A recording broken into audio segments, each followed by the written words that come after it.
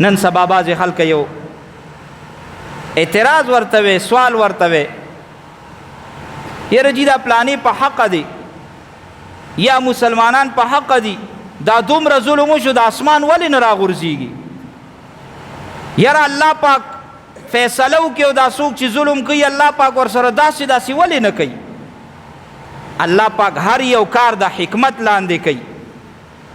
ته ماته ده ووایه چې د حضرت بلال رضی الله تعالی عنه په زمانه کې د صحابو د رب العالمین سره هغه کنټیکټ او هغه تعلق څومره زیات و چې نبی علیہ السلام موجودو، بیا هم الله پاک هغه ځای کې د حکمت لاندې کارونه کړي دي. ته ماته ده ووایه چې د حضرت بلال غوندې هستی هغه په تودو شګو باندې سملولی شي او داسې سملولی شي چې دا عمرو ابن العاص ته وینا مطابق که غوښه راوړی په بدن ورته د پاسه کیدی به سره شي،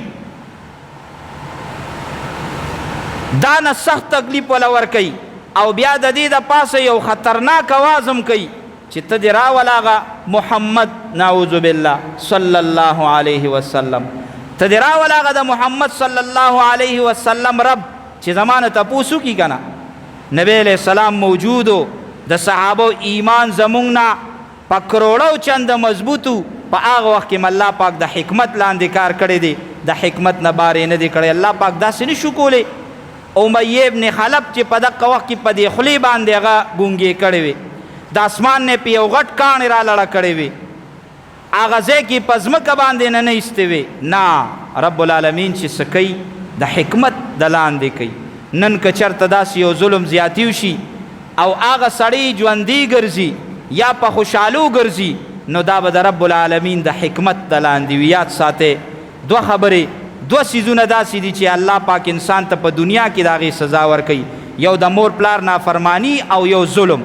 نو که ظلم څوک کوي الله پاک به د هغې بدل ورکوي، سزا به وله ورکوي، خو د هغې دا مطلب نه دی چې یو کار وشي الله پاک په قهر شي او په هغه وخت د هغه سړي له د هغې سزا ورکوي. نه، الله پاک چې څه کار کوي هغه د حکمت لاندې کوي، چې کله ورته مناسب ښکاره شي هغه د دې ټولو کائناتو رب دی، هغه د دې ټولو کائناتو خالق دی.